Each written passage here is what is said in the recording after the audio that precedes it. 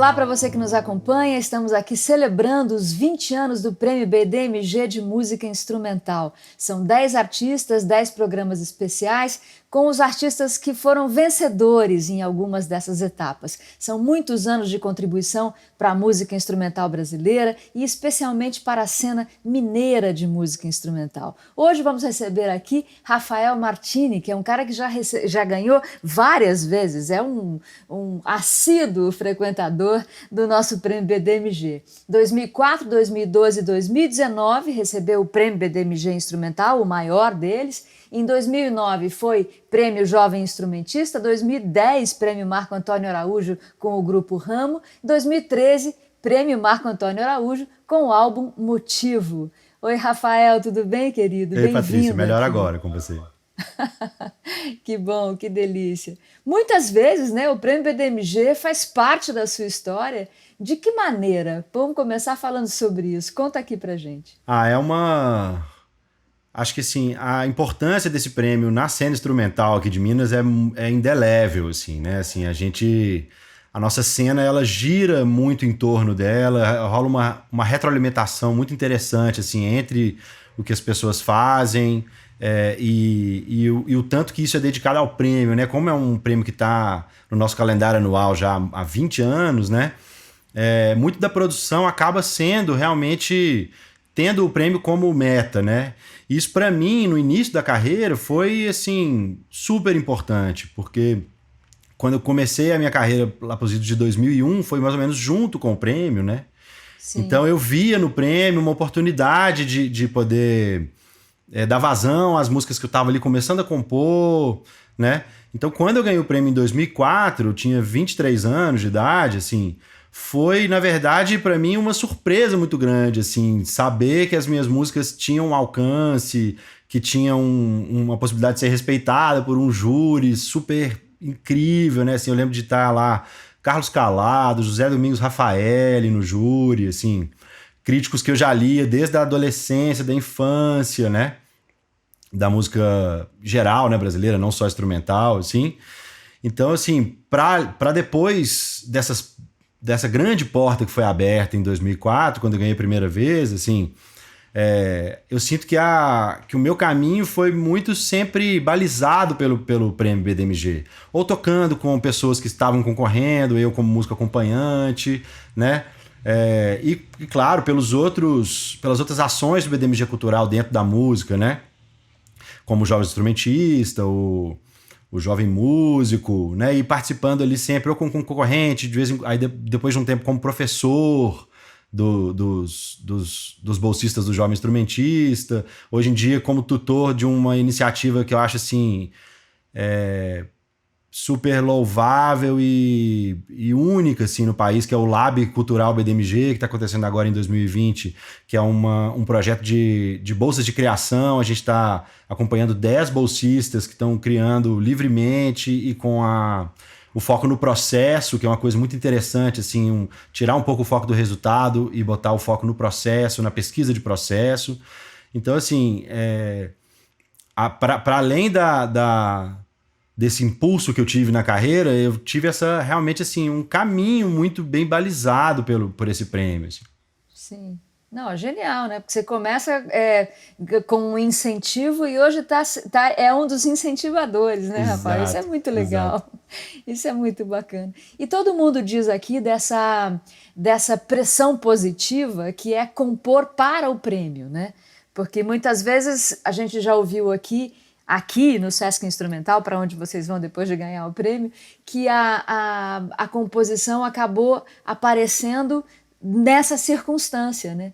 Que era ainda um desejo incipiente, uma coisa que não tenho certeza se sou um compositor, né? E que a pressão faz com que você entregue um trabalho. Isso é muito interessante. Sim, tem uma demanda, né? Cria-se uma demanda, né? Então, assim, para além até do fato de compor para o prêmio, tem a coisa das pessoas finalizarem, né? Porque muitas vezes é muito difícil a gente, num processo criativo que envolve tanta coisa emocional e prática, né? Assim, a gente chegar ao fim do processo, né? Falar assim, acabei essa música é isso, né? Decidi. E assim, agora eu vou gravar. Né? Desapegar da criação. Exatamente, vou gravar desse jeito e tal. Então, eu vejo muitos dos colegas da cena realmente assim, se forçando mesmo a falar, olha, eu preciso entregar essa e ir pra próxima, né? Porque existe aquele prazo da inscrição do prêmio e acho que muito mais do que uma sensação de competição no prêmio, acho que se cria realmente uma sensação de que a gente tem um retrato muito fiel da cena, sabe? Um retrato do que está se produzindo, de como estão acontecendo as contaminações entre áreas diferentes, o pessoal que é mais do choro, o pessoal que é mais do jazz, o pessoal que é mais de uma música um pouco mais moderna, o pessoal que é mais tradicional, e a gente vê essas contaminações assim, acontecendo e tem realmente um diagnóstico assim, para onde essa cena está caminhando. Nesses 20 anos de prêmios, eu já participei como público, como concorrente, né, de tudo quanto é jeito, assim, e eu vejo quase como se o prêmio, de certa maneira, ajudasse a moldar esteticamente a música que está sendo feita aqui, sabe? Mas no bom sentido, não como uma... Não é que as pessoas, acho que, estão produzindo para o prêmio, mas o prêmio faz com que as pessoas produzam de uma certa maneira, né? Com a contaminação positiva e tal. Sim, isso do encontro, né, que você falou, não só no encontro que acontece nas noites em que o prêmio acontece, né, que é ali na reunião e tal, mas também com isso eu vejo que vocês tocam uns nos grupos dos outros, né? Um dia você está arranjando, no outro dia você é um músico convidado, no outro você é o compositor ou o produtor daquele trabalho, e isso é muito rico. Sim, acho que muita gente aqui tem uma aproximação com a música que vai além. A gente tem também, assim, instrumentistas muito bem dedicados ao instrumento, né? Ou arranjadores muito bem dedicados ao arranjo, compositores muito dedicados à composição. Mas eu acho que eu sinto como uma marca, é difícil dizer quando a gente está de dentro, mas eu sinto que é uma marca aqui, um pouco essa diversidade, assim, de atuações, assim. Todo mundo acaba jogando em todas as posições, sabe? Sim. Então, assim, não tem muita diferença de envolvimento entre estar acompanhando ou estar concorrendo, né? Entre ser o compositor ou ser o instrumentista, entre estar arranjando ou estar produzindo, sabe? E acho que isso é uma riqueza mesmo que a gente cultiva um pouco aqui, assim. Isso é maravilhoso. Jogar em posições diferentes, assim. Eu assim, eu sou o mesmo Rafael fazendo tudo, sabe, assim. eu lembro do Vitor Santos falando uma vez que, quando eu conheci ele numa oficina de harmonia em Diamantina, ele falou assim, meu nome é Vitor Santos, eu gravei o último disco do Tom Jobim e o primeiro disco da Carla Pérez. E nos 2 discos eu sou o mesmo Vitor Santos. Maravilhoso. É isso aí, tá certíssimo, certíssimo.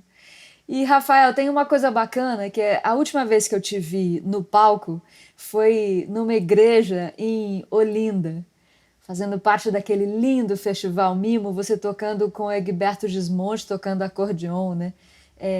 Como é que é tocar com o Egberto Gismonti? Porque a gente falou aqui de você ganhando um prêmio em 2004, com 20 e poucos anos, né?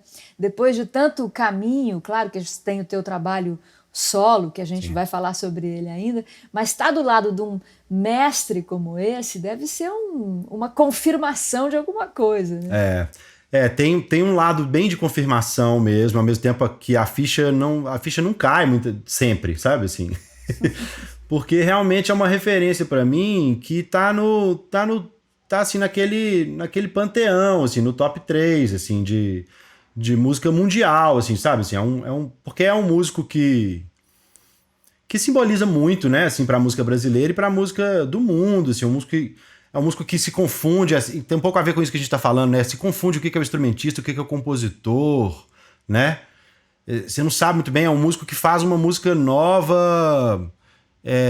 que é muito pessoal, muito nova, né? E ao mesmo tempo faz um sentido e ressoa em todos nós de um jeito muito profundo, assim, ecoa dentro mesmo, né?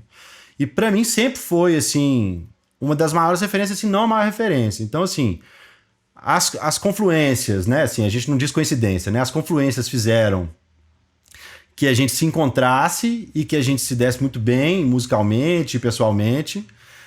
Então, assim, quando você pergunta como é, assim, é sempre um aprendizado muito grande, porque ele é um músico que nos incita a abrir a escuta sem concessões.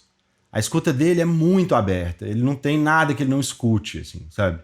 E ao mesmo tempo é um pensador muito grande, assim, para além do músico que ele é, porque muitas vezes na música a gente encontra... É tanto estudo, né, técnico, é tanta... que muitas vezes é difícil a gente ter um tempo para exercitar a poética, a abertura, né, assim, para outras áreas. E eu sempre sou muito preocupado com isso, e encontrar no Egberto essa pessoa que é, assim, completamente dedicada às humanidades em geral, às artes em geral, ao pensamento e ao sentimento, né, ao desenvolvimento da sensibilidade, sabe? É muito rico, assim. Toda vez que a gente tá com ele, que eu ligo para ele, sabe, assim... É sempre um alimento mesmo, assim, para a alma, para a sensibilidade, para coragem de viver, para coragem de realmente se dedicar às coisas, assim, né? Claro. Então, assim, é um presente da vida que eu quero cultivar o tanto que eu puder.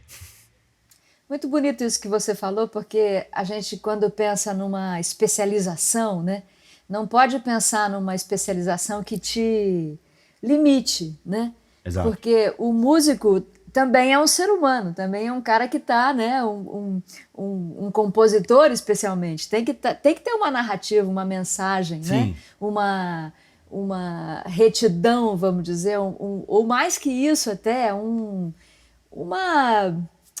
coerência, né? Com certeza. No que você entrega e no que você é. Então, eu acho importantíssimo, você percebe, tudo isso que você falou sobre Egberto é perceptível.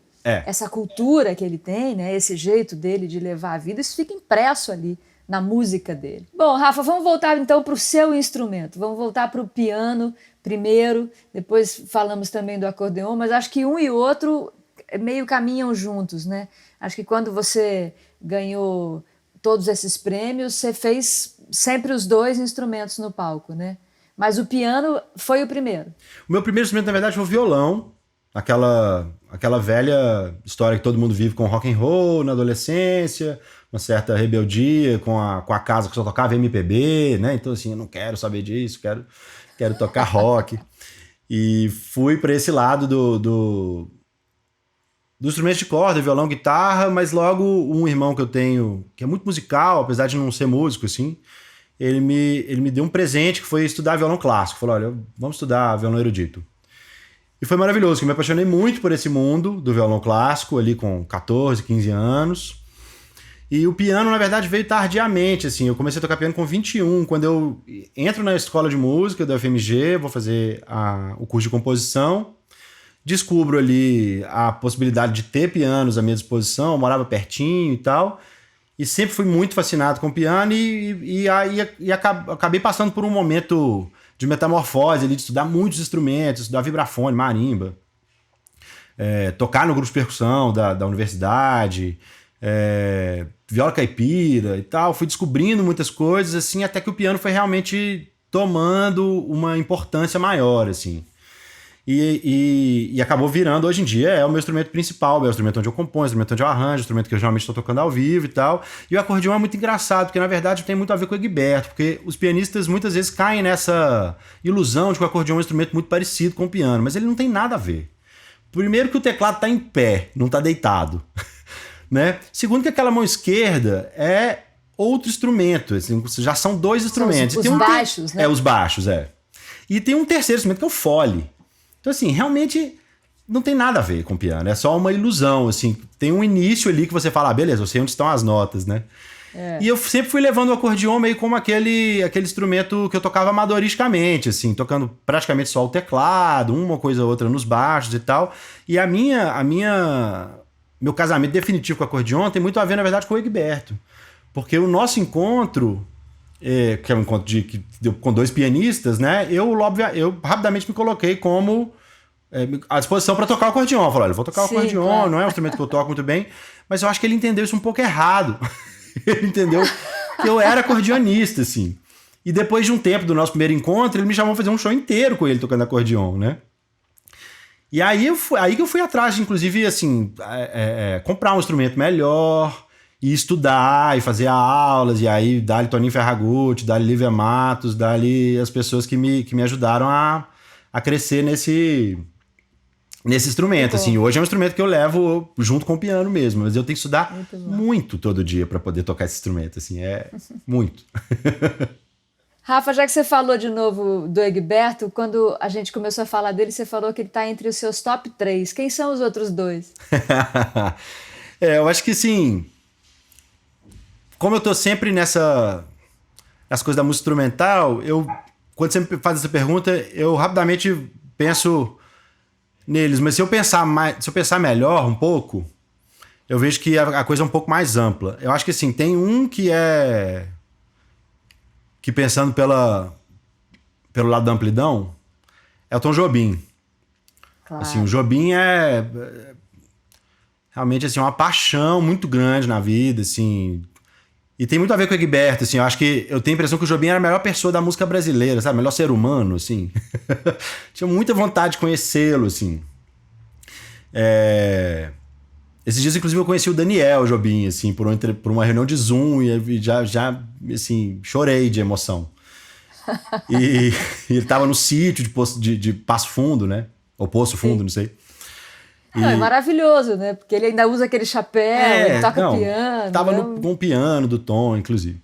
E eu acho que, assim, um outro ser que me intriga muito, assim, porque é uma fonte inesgotável, é o Hermeto Pascoal, campeão, né? Porque eu acho que, para além da música que ele faz, assim, toda a história de vida dele é um negócio muito impressionante, assim, tipo, realmente me dá a impressão de que existem milagres, assim, sabe? Assim, é uma fonte que jorra no meio de Alagoas, assim, sabe? Claro que tem toda uma história, uma família muito musical e tal, mas, assim, é uma coisa muito especial mesmo, assim, meio que da natureza, eu acho, sabe? Assim. Sim. Não por acaso ele é chamado de bruxo, né? É a força da natureza, esse camarada. Ele sem dúvida nenhuma. E composição, como é que tem sido nessa temporada? Porque você está aí todo, né, dando aula, tem vários projetos em andamento. Mas seu trabalho, enquanto compositor, arranjador, tem rolado aqui nessa nossa situação maluca que estamos vivendo? Tem, a quarentena, na verdade, ajudou um pouco isso a acontecer, né? Assim, a pandemia fez a gente se voltar para dentro, né? E muitas vezes, eu não consigo compor sem essa introspecção, assim. Tanto que eu sou um compositor que compõe de porta fechada, sabe? Que não gosto que ninguém escute as minhas ideias nascendo. Eu gosto de mostrar quando elas estão prontas. Só quando estiver pronto. Isso é uma coisa que psicanaliticamente eu tenho até que trabalhar, mas assim... eu tenho essa força na introspecção para compor. Então a quarentena ajudou muito, assim. E eu acho que eu até tenho mudado um pouco o jeito de compor, assim. E para além disso, eu tô preparando um disco novo. Um disco que vai ser gravado no ano que vem. Na verdade, tem um disco para sair agora esse ano ainda, em novembro. É um disco de trio, onde eu toco piano e sintetizadores, um disco mais elétrico, assim, apesar de ter momentos também acústicos, assim, um disco mais elétrico, e tem uns arranjos um pouco inusitados, assim, tem uma meditação do Tom Jobim que leva lá pra Índia, tem um The Rain Song do Led Zeppelin que leva também pra outro lugar, assim. É bom ver essas duas coisas juntas, assim, sempre me dá uma alegria, Led Zeppelin assim, sabe? Ver um Led Jobim, Zeppelin e Tom Jobim junto no mesmo disco, eu falo assim, isso sou eu. Assim, bem eu. E esse disco tá pra sair agora e ao mesmo tempo eu tô compondo um disco que vai ser gravado no ano que vem com um sexteto que tem a Joana Queiroz, o Felipe José, um violinista sérvio que chama Luka Milanovic, o Pedro Durães na eletrônica e o Felipe Continentino da bateria, assim. Esse outro sexteto, na verdade, é desse trabalho novo, que é o trabalho que é o Martelo, que é um trabalho que, na verdade, ele se iniciou com uma composição que eu fiz há 2 anos atrás, há 3 anos atrás, na verdade, que é baseada eu tenho uma mãe que tem Alzheimer. Então, é baseado no estado mental dela, no que eu percebi, assim, no que eu percebo da demência e do que isso causa na mente, assim, né? E aí é uma composição baseada nisso, assim, com muitas influências de leituras diversas, assim, de Foucault a leitura médica, assim, sabe? E E é o trabalho que agora eu vou dar continuidade, que vai ser gravado ano que vem. Então é uma coisa que eu também estou desenvolvendo agora, aproveitando a quarentena para desenvolver isso, assim. Agora, musicalmente falando, essas leituras, entendo, porque é disso que a gente está falando nesse nosso encontro até agora, né? Todas essas outras camadas que entram num processo de composição. Mas como que isso se traduz musicalmente, Rafa? Como é que você coloca uma situação como essa, que é uma situação extrema, né? E de desconforto, Sim. né? Num tema instrumental? Como é que você resolve isso? Eu costumo, assim, entender, Paty, que são vários caminhos, assim. Tem um caminho que é de aceitar o que vem a partir da experiência, sabe? Assim, a partir do pensamento, a partir da sensibilidade, que eu gosto muito de experimentar, assim, esse jorro, né, assim. Porque muitas vezes as ideias vêm pra gente e a gente tem uma ação um pouco reativa, né? A gente fala, não, peraí, antes de você chegar aqui, deixa eu ver quem é você, te analisar de cima a baixo. E eu sempre gosto de primeiro, como no Aikido, você usar a força do oponente para derrubar ele. Eu gosto de pegar a ideia vindo e deixar ela seguir, ajudar ela a seguir um pouco, né?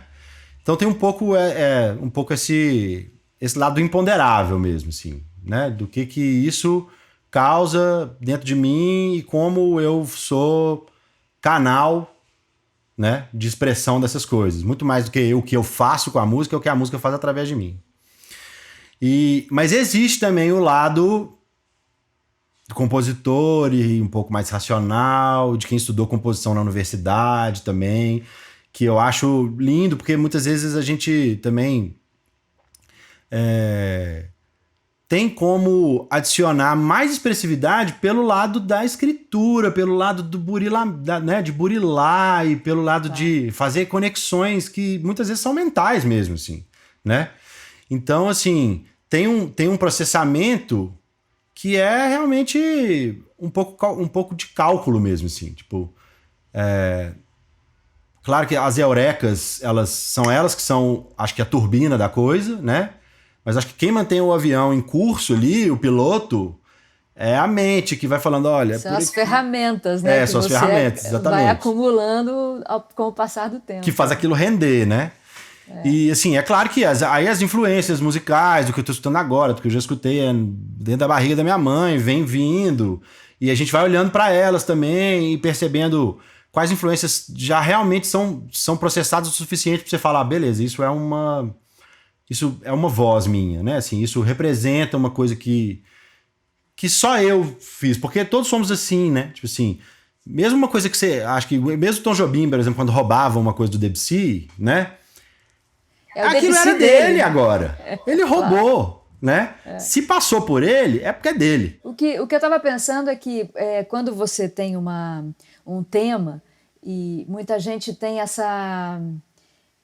esse distanciamento da música instrumental, porque a canção, ela te entrega o tema. Tá aqui, ó, eu tô querendo falar de amor, eu tô querendo falar de um cantinho, um violão. Mas na música instrumental você sugere, né? Você tem uma intenção e essa intenção passa por todo esse processo aí que você está contando aqui pra gente, né? E você entrega pra gente por exemplo, nessa questão do martelo, o seu tema, ele pode te trazer essa narrativa, né, do desconforto, mas ao mesmo tempo te dar o conforto que você precisa para encarar essa situação. Então a música instrumental, ela tem esse universo em torno dela, né, até chegar no ouvinte, que pode entender tudo isso, se tiver uma intimidade com o autor, se for olhar uma ficha técnica, ler um texto, sacar uma entrevista, Sim. ou pode levar para outro mundo, né, Rafa? Pode levar para uma situação de amor, pode virar uma trilha, exato, né? Abertura de novela. Isso é lindo, né? Porque é um ponto de resistência da subjetividade, né? A música instrumental no mundo. Exato. Tipo assim, cabe tudo, né? Assim, cabe em todas as leituras, assim. Por isso que é tão lindo a gente ver, por exemplo, crianças escutando música instrumental, né? Assim, a resposta muito pura, assim, tipo assim, isso quer dizer isso quer dizer aquilo, né? Assim, o que eu sinto com isso. Sensação, né? Sensação, exatamente. Rafa, querido, muito obrigada. É uma delícia sempre conversar com você. Ô, Paty, obrigado você. Eu fico lisonjeadíssimo, assim, amo conversar com você também. Tô sempre te ouvindo nos podcasts. Assim, fico feliz demais. Obrigadíssimo. E você segue com a gente acompanhando aqui essa nossa celebração de 20 anos do Prêmio BDMG Instrumental. 20 anos do Prêmio BDMG de Música Instrumental, é muito assunto, é muita letra, a gente até come um pouquinho. São 10 programas, acompanhe aqui no nosso canal, no nosso YouTube, nas nossas redes. Muito obrigada pela audiência.